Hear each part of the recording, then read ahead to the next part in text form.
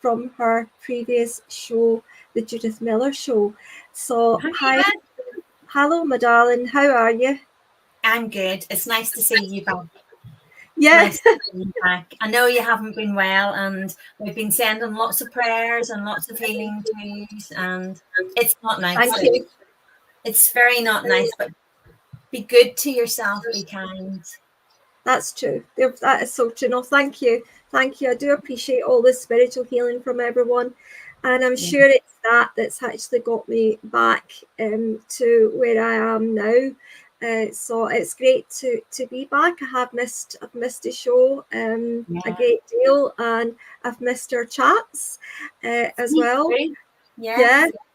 So you have now got your own show. So I know that's where you were just before you came on. So tell us just a little bit about that, so as people know, because you're going to be very busy on a Tuesday night. I'm very busy now on a Tuesday night. All passion. I love what I do. So yes, I'm with AskRadio.com. I have my own show on at 7:30 with AskRadio.com. It's streamed to all the podcasts, the radio live streams, and Moonstruck TV and Air Psychic TV as well, live. So I'm still very much finding my feet. I know Spirit are very much they're trying to help me find something that I know I need to be doing, and I will find it, if that makes sense. But you know, I'm really it's challenging because I'm very much spiritual. I'm very much with the physical, and I'm used to kind of my dad, and it's very much finding what I can do on a radio in the way that I should be doing it, and I know that it's important because it's important we help people. Absolutely. And it's important that the show that I do like this helps people.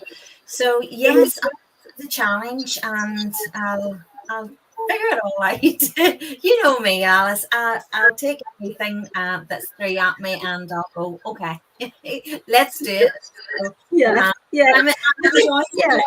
So, you've got to be challenged in life as well, though, haven't you, Judith? You've got to be challenged in life, you know, because it's the only way that we go through the challenges of it, the fear of it, and we've got to go through that to move forward. That's your essence, isn't it? Yeah. Also, we will be, for anyone who's actually listening just now, we will also be doing our psychic mediumship and physical. We will be doing that at 9:30 tonight till 10:15. So anyone who wants to join, it will be on at 9:30 this evening. Okay. So I think we should bring in our lovely guest, Kelly Bricknell. So I'm looking forward to this. Yeah. So I hope I'm pronouncing that correctly. So let's welcome our lovely guest all the way from America. Yes. Hello. Can you hear me okay? Yes. Hi, Alice. Hi, Judith. Hi, Kelly. Thank you for having me. How are you doing today? Well, we're fine. It's great to have you on the show, Kelly. Yeah. So I know you're doing a lot just now. I know you've got your own show as well. But let's just kind of take let's backtrack a little bit. Where and when did it all begin for you, Kelly, in your spiritual movement? I would say, just going back, where I first started my spiritual development was when I was younger, when I was a teenager. And it really went back to a time where I felt ungrounded within my life. And I needed to understand what was happening with my body and my energy. So I was going through some health issues and also sleeping issues. And I was like, what is going on with my energy? You know, I'm not able to do things the way that I'm intending to do things. Usually if I put my mind to something or my will to something, I could get it done. And I'm just like, what's going on? It's not exactly working. And I always had a relationship with like prayer and God. And I started praying a lot and meditating a lot. And I started to understand more about my situation through the deeper that I went. And I started to surrender and release and really look at myself on a different just wavelength. And that took a lot of trial and error because I didn't have a reference point. So with my spirituality, I had Catholicism or Christianity as kind of the just only guidance of what I thought spirituality could be. And of course, I was familiar with other religions and things like that. Of course, I was familiar with the way that people in different forms. But I didn't actually know about psychic mediumship until I started was on TV and reading books.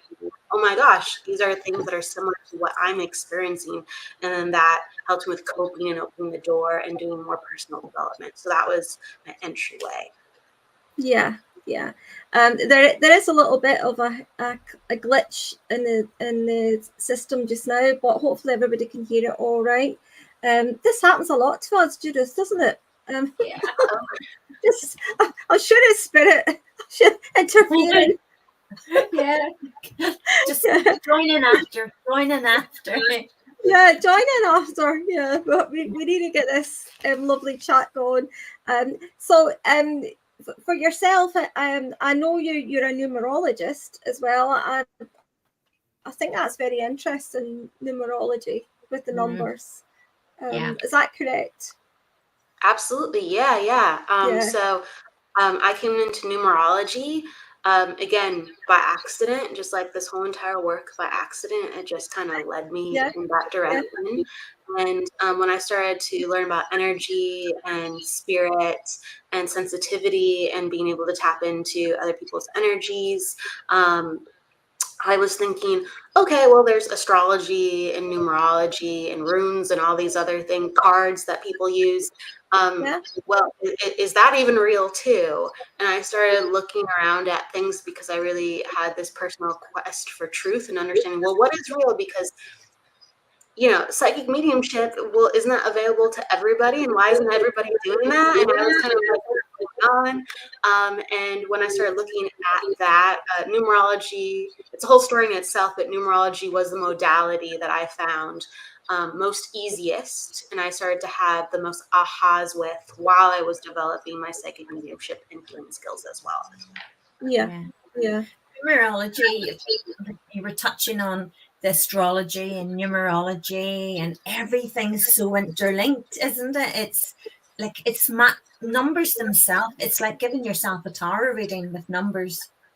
Yeah, absolutely. So numerology is a system of reading energy. So it's a perfect psychic modality, and it's whatever the individual is comfortable with finding patterns. And if you're finding a system that gives you accuracy through your understanding of your patterns, my goodness, you're well ahead of the pack with receiving and understanding energy. And you can use that in your life as a reader or understanding people in any situation. So yeah, I'm very passionate about numerology, and it became something that I would frequently utilize to understand energy. So yes, absolutely. So I became a numerologist as well, and I couldn't separate that. It just was something that was very passionate. Yeah. I'm getting a lot of numbers just now. In fact, I got 1818 before we come on I've been getting that for weeks now. 1818. I actually got it before I came on to the show.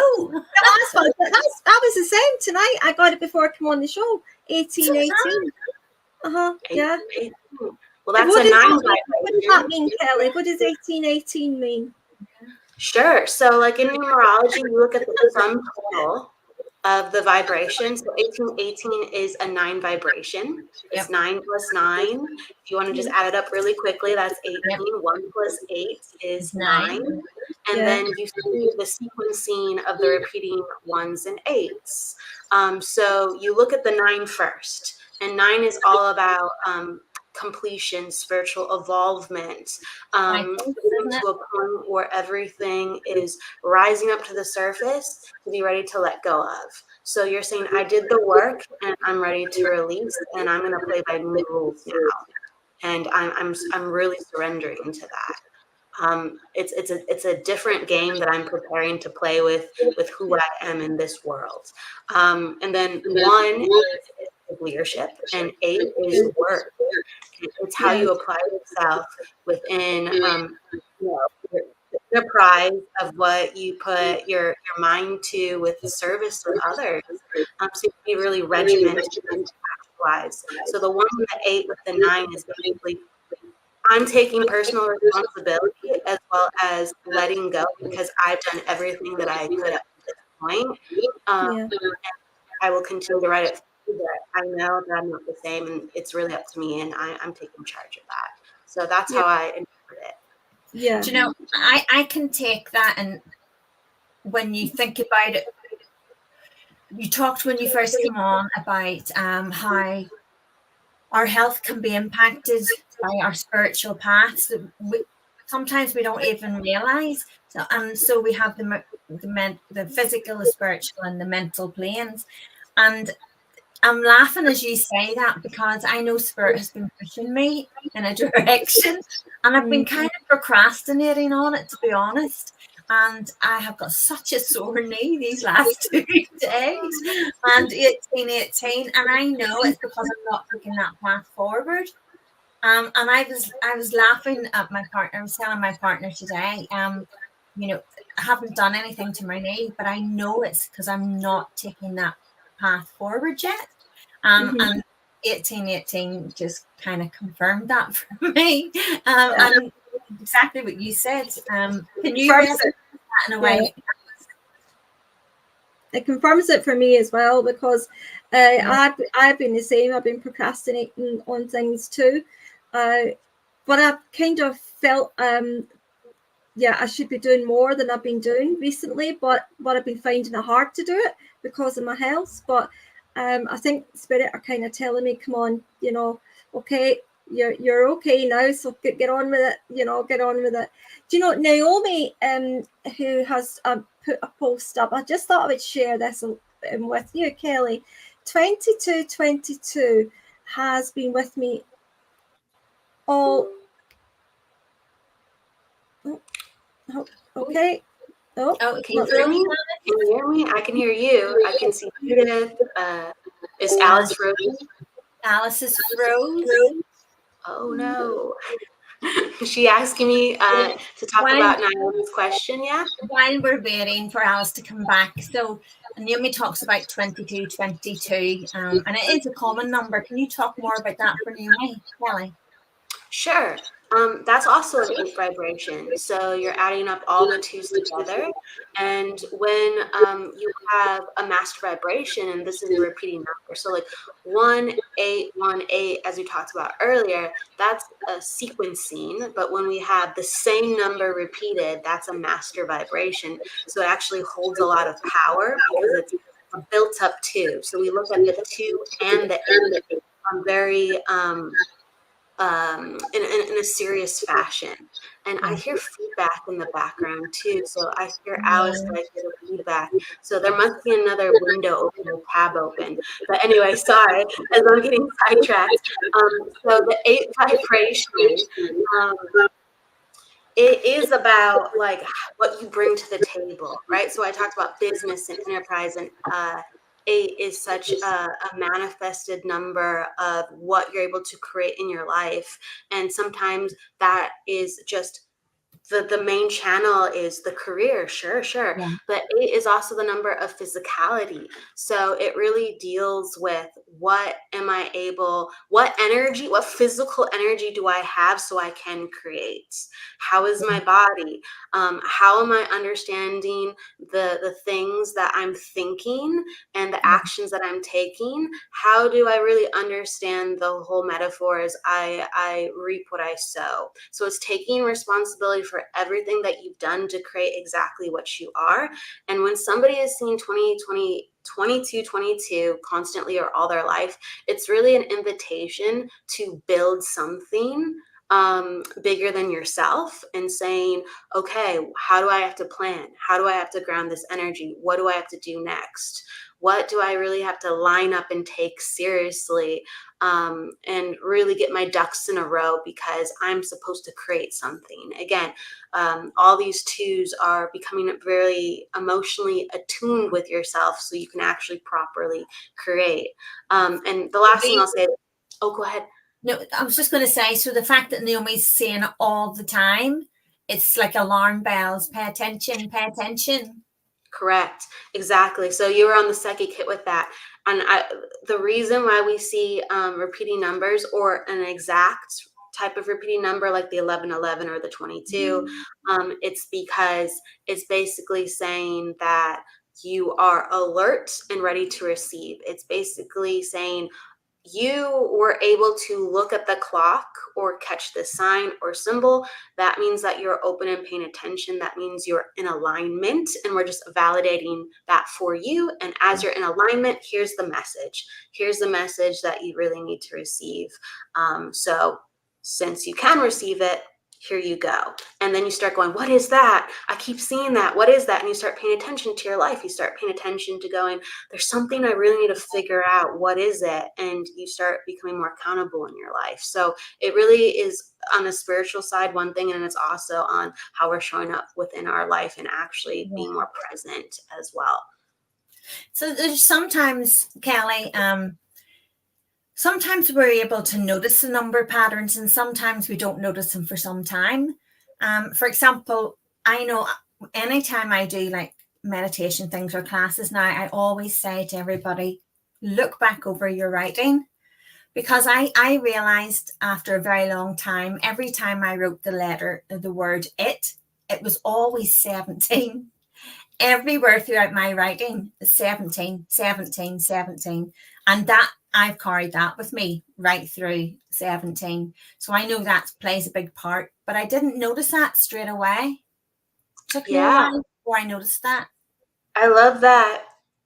You know, you were able to see that too, because a lot of people wouldn't even think I and a T could be 17, but that had a vibrational meaning for you. So you're like, there's something that resonates in this for me. And it's an 8 vibration. We're talking about 8 vibrations a lot. We're in an 8 year, right? 2024 is an 8 year. So it's no coincidence, but like the 17, so 1 and 7, they're very mental frequencies. And so for you just saying that, it's basically like hold strong, get your thoughts in a row. Like you might be a little spacey. It's time to ground everything. It's time to ground everything. You have all these wonderful ideas, but you're not necessarily knowing how to do something about it. And this is back in the day. And then we always, we're always learning, of course, too. But it was that's the feeling that I get with that little why you saw 17s everywhere. Okay, you got great ideas. Now do something about it. Okay, don't let that go. Keep that. Write that down. Be really, really concrete with it. Do something with it. Yeah. Plus, I was saying Mandy was saying that she sees 7 all the time, and 7 is quite a spiritual number as well on it, in itself, isn't it? It is. So like in the number systems, there's different types of numerology. So my definition of 7 might be maybe slightly different from another numerology's definition of 7. There's a lot of crossovers. There's more crossovers and similarities than not. But like 7, exactly, it's a very spiritual number. It's the number of the mind, the higher mind. It's the number of, on one hand, like logic, reason, analysis, being very introspective and thoughtful, and really building up that side of your energy. And then on the other hand, when spirituality is met, and that is really the highest manifestation of what the 7 can be, it's basically going, I'm going to use my genius and intelligence to serve others, because I know that I'm not the only one I'm serving. I know that it's bigger than me. I know that my head is not my master, and my fantastical, if someone has a lot of 7s, they'll be very smart. They'll use their head a lot. They'll be very in their mind. They'll say, I can think through almost anything in life, but I know that, and I bow down to the fact that this is not the greatest force on earth, and there's something more intelligent than me. And so I'm in service of finding out how to listen to that. And in 7, you have to be very still in order to receive. So a lot of monks have 7, or again, these very spiritual teachers have 7 in their charts, but also mathematicians and scientists have 7 in their charts. So it can really go either way dramatically. And sometimes people will miss the boat with the spirituality, but when they integrate it, it's one of the most powerful spiritual numbers of them all. Yeah. Isn't it amazing how, when we look at the bigger picture, that everything that we communicate, and we can communicate with the spirit world in so many ways, but numbers is such a collective way, that for them to connect with the whole of, the collective, and it mean exactly what each person needs, but it could be similar numbers. But as you say, what's going on in their life, what's happening, although it's given to the collective, we each have individual separations that we can take from those numbers. Yeah, absolutely. So there's universal themes with the numbers. So if you're a numerologist or learning about numerology, you're going to have to learn certain things. Just like if you are reading cards, you're going to have to learn a tarot deck. You're going to have to learn what the cups mean and the wands mean, the pentacles, all that. There is definition of these are the laws of the energy.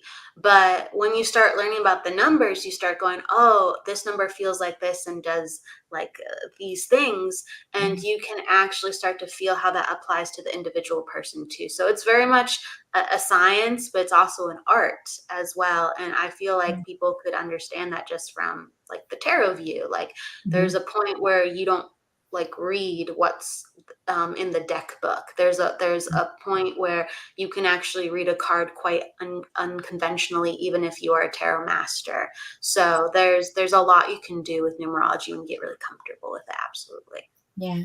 So would you incorporate that now in with your readings, Kelly? With your psychic mediumship, would you incorporate everything into like a reading if you were having clients coming to you, or do you just work with it separately? I would say I'm really flexible with whatever comes up. My brain does it a little separately unless I go, oh, that's funny, it's coming in. You know what I mean? So a lot of times I mix numerology with psychic. I'll go, oh, let me like kind of look at a couple basic things about your energy, and it helps me open up the door to kind of like be more flexible. So a lot of times maybe I'll look at 1 or 2 numbers and then away I'll go psychically, and I won't even look at their chart after that. Other times I will be doing only numerology, but then psychic will come in, or maybe mediumship will come in. But as I start with them, I'm kind of a little bit focused more in one area more than the other. I know that a lot of people, I love it. I hear stories. They're like, oh, when, I have a connection with spirit, I'll know things about people's life because they'll show me like a 7. I know that they're life path 7. I don't get that stuff. I really don't.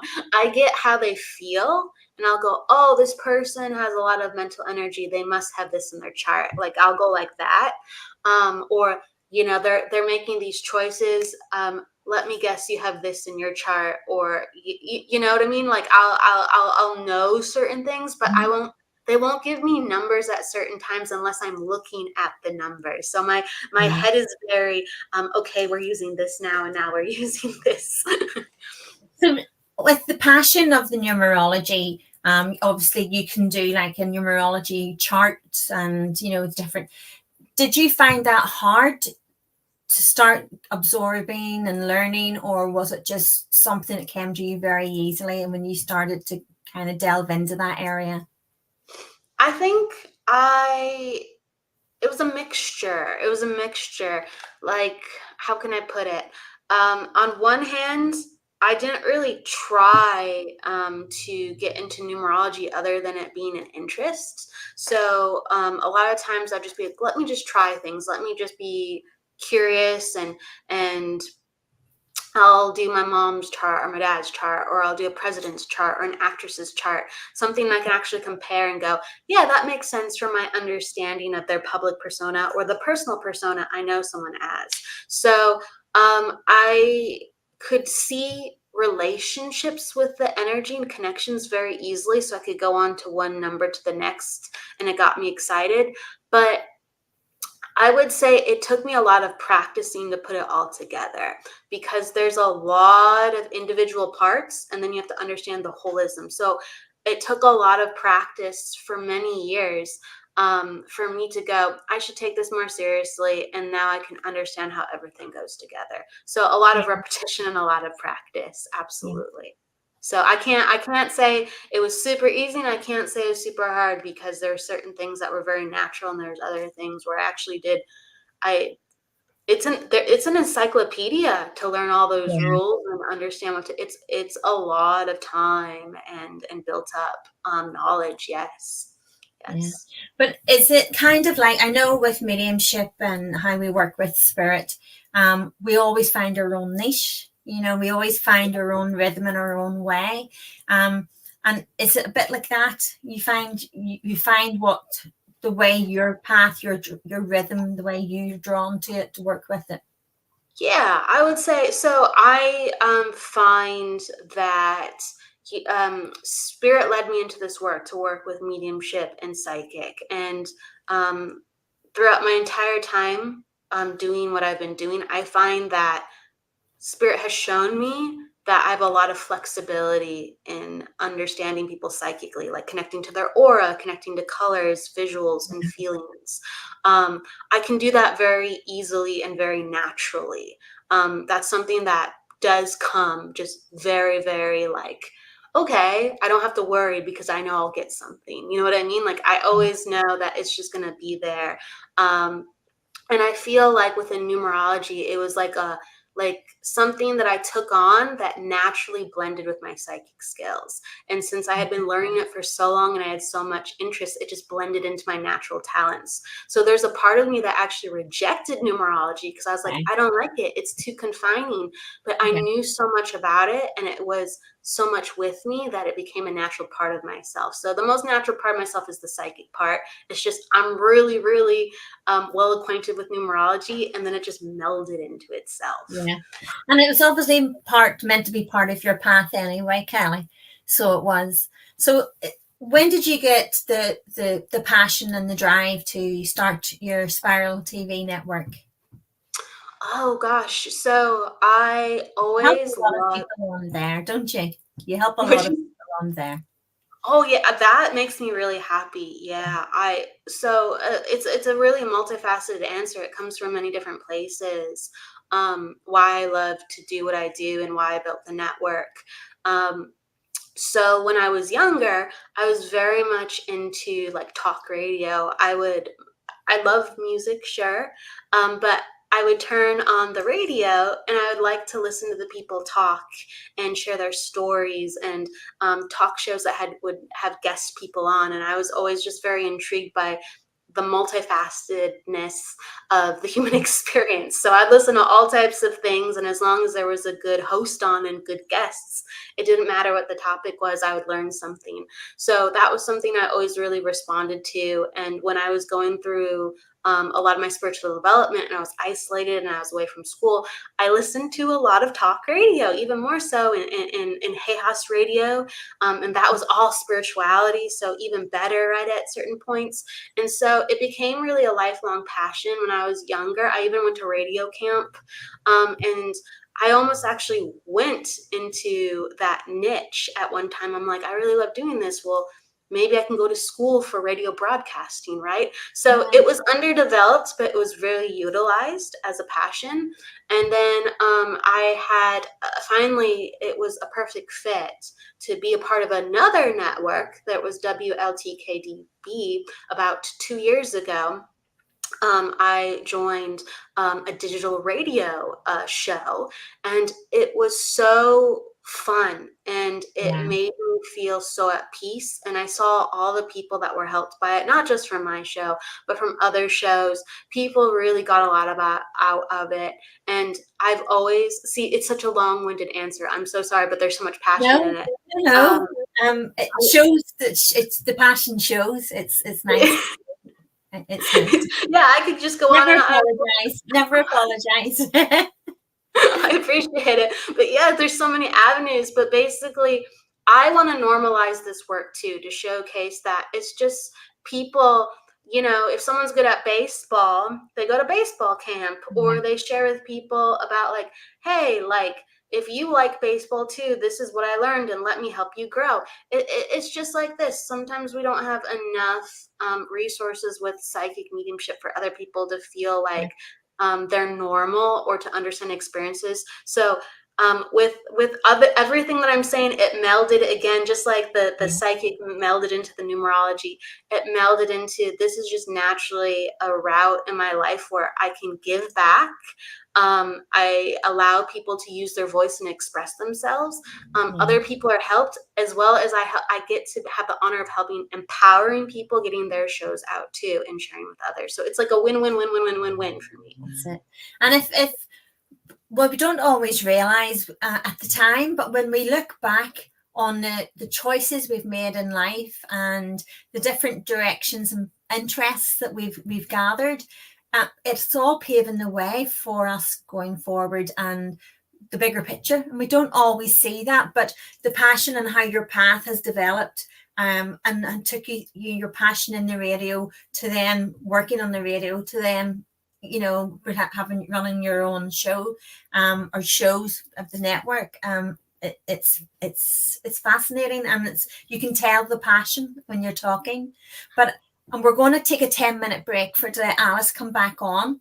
And if everybody just hangs tight, we'll be back in 10 minutes and we'll bring Alice back on and we'll get chatting to Kelly some more. Is that okay, Kelly?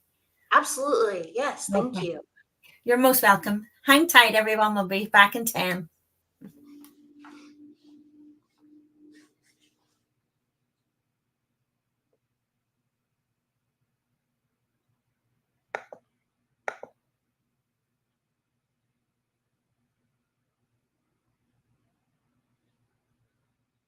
Oh, I think I'm still live.